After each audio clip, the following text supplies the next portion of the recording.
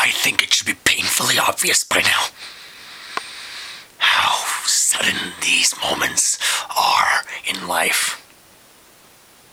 How precious these seconds that pass by are. Tick-tock goes that clock at every given moment. And every given moment we spend agonizing over our own demise. And the demise of those we love and the things we love.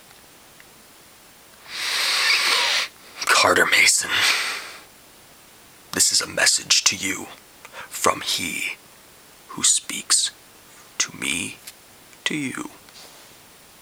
Azrael is coming, and he is coming to claim his rightful place upon the true King of the North throne. He has come to take his place, to take his championship, and none of you will be safe from his wrath.